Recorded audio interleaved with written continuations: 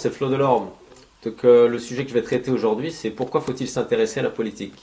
Donc n'oubliez pas mon livre Bouillon d'inculture, si vous voulez aider un média indépendant. Donc c'est une question qui peut paraître un peu bizarre, pourquoi faut-il s'intéresser à la politique, mais si je la pose, c'est parce que j'ai remarqué qu'il y a beaucoup de gens maintenant, dans les pays occidentaux surtout, qui s'intéressent très peu à la politique, hein. J'ai habité dans des pays anglo-saxons et j'ai remarqué dans les pays nouveaux qu'on appelle, hein, comme les États-Unis ou l'Australie, qu'il y a beaucoup de gens qui s'intéressent très peu à la politique.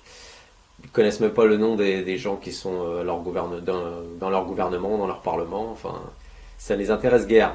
Alors, quand vous êtes dans un pays qui se trouve dans une très bonne situation économique, je peux comprendre que les gens s'intéressent pas trop à la politique, parce que tant que les gens ont largement de quoi manger, voyager, pouvoir survivre, se payer des restaurants et des voyages, donc ils s'intéressent de moins en moins à la politique, parce que la vie est belle d'un certain côté. Donc, mais pourquoi aujourd'hui on est dans une époque où il faut vraiment se pencher sur la politique et s'y intéresser? Et quand je parle de politique, attention, c'est pas la politique partisane, hein, c'est pas comme on essaie de nous faire croire avec des nouveaux concepts qui ont été créés, qui est de la sémantique, comme on nous parle de sarkozysme, on nous parle de fillonisme, on nous parle de macronisme, enfin des pseudo-concepts qui sont creux, qui ne veulent rien dire. La vraie politique, c'est ce qui se passe en coulisses. Quelles sont les lois qui sont passées et comment cela affecte notre vie au jour le jour. Donc j'invite les gens à s'intéresser à la politique à nouveau parce que on est vraiment dans une époque, un moment charnière, hein. L'histoire s'accélère en ce moment, hein. Je pense que la plupart des gens se sont rendus compte que depuis 2020, il y a quand même ce qu'on appelle un arrière-goût de pisse, hein. Donc on a eu le droit au Covid, on a eu le droit au confinement, on a eu le droit à la guerre, hein, on a l'inflation, on a toutes ces choses-là. Donc le point central que je veux émettre dans cette vidéo, c'est surtout que vous avez des gens généralement dans votre entourage qui vous disent ah la politique ça m'intéresse aucunement, je m'en fous, ils sont tous pourris, tous corrompus, ce n'est pas de mon ressort et même quand je vote de toute façon ça change rien. Alors, je suis d'accord à ce niveau-là, mais ce qu'il faut bien se rendre compte c'est que ce qui se joue en ce moment nous affecte tous. Si vous dites d'un côté je m'en fous de la politique, mais qu'en même temps, quand il y avait le confinement, vous ne pouviez pas sortir de chez vous après 6 heures le soir, où vous étiez obligé d'avoir un bout de papier qui disait si vous alliez acheter des pâtes ou du fromage ou des pommes de terre. Je veux dire, on ne peut pas accepter ce genre de tyrannie, il faut dire ce qui est. Donc maintenant, comme nous sommes à une époque où tout se joue, et ça va s'accélérer, donc j'invite ces gens qui disent je m'en fous de la politique, faut bien se rendre compte que si l'essence est à 2 euros à la pompe, ça fait partie de la politique, hein, parce que c'est pas dû au prix du pétrole, non, c'est des choix politiques, hein. Comme l'inflation, si aujourd'hui vous allez au supermarché et vous vous rendez compte qu'avec 100 euros vous achetez moitié moins il y a quelques années, c'est dû à la politique. D'ailleurs, je l'avais expliqué dans la vidéo sur l'inflation, ce que c'est que l'inflation, c'est quand même un impôt caché sur les peuples.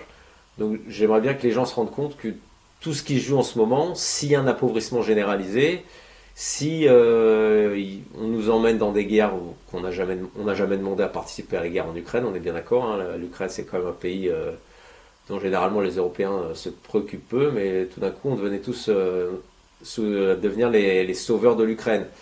Alors heureusement, ce qui est en train de se jouer maintenant grâce à la Russie, c'est que l'Ukraine, on va la lâcher. Enfin, les Américains officiellement sont en train de la lâcher. L'Europe apparemment devrait prendre le relais, mais je pense qu'on va la lâcher. D'ailleurs, les commentaires allemands vont dans ce sens.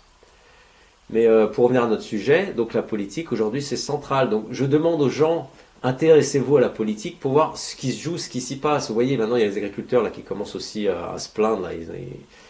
Ils ont retourné les panneaux dans les villages et dans les villes pour montrer qu'il y avait un certain mécontentement. Donc eux aussi, il faut qu'ils se rendent compte, ces gens-là, au lieu de gueuler juste sur Macron, la plupart des directives viennent de l'Union Européenne. Ce sont ces gens qui nous poussent à changer notre mode de vie. Comme par exemple, apparemment, ils veulent interdire les boîtes de camembert en bois. Ce serait dangereux. Enfin bon, pour l'écologie, ce ne serait pas très acceptable, pour dire comme ça. Donc j'invite les gens, vraiment, à se refocaliser, à se repolitiser, même s'ils veulent absolument pas, ceux qui dirigent, que ce soit le cas. C'est d'ailleurs pour ça qu'il y a autour de nous autant de ce qu'on appelait ce que Brzezinski avait appelé le tititainment, qui est du pain et des jeux, si on peut dire comme ça.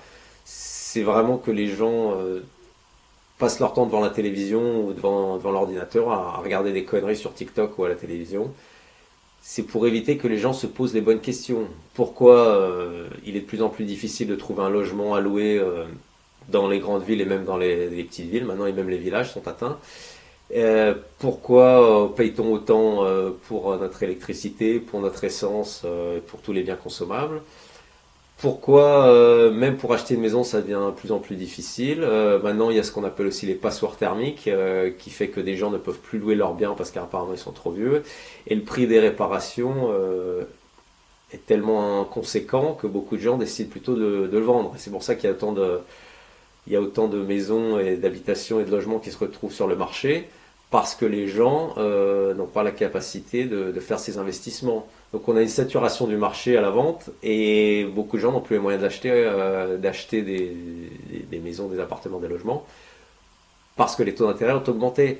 Donc tout est politique. Je veux dire, même quand les taux d'intérêt augmentent, c'est pas seulement de l'économie pure, c'est politique, c'est un choix politique. Parce qu'ils nous parlent de l'inflation, mais l'inflation, c'est eux qui l'ont créée avec, les milliards qu'ils ont imprimés pendant le confinement.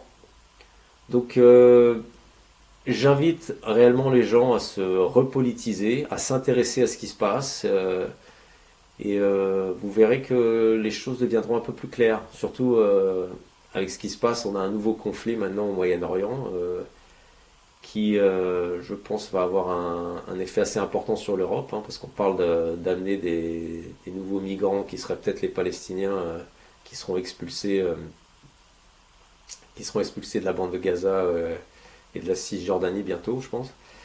Donc renseignez-vous, éteignez votre télé, ne regardez plus BFM TV. D'ailleurs, ils sont en train de manger leur chapeau en ce moment parce que tous nos experts spécialistes qui nous avaient prédit que la Russie serait à genoux après 2 mois, dont Bruno Le Maire économiquement, mais militairement, apparemment, ils avaient plus de bombes enfin de munitions après une semaine ou un mois.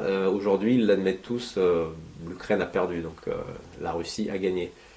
Donc tout ça, c'est politique et ça joue sur notre quotidien.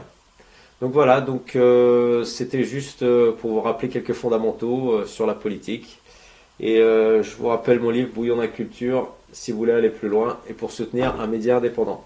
Allez, bonne journée, au revoir.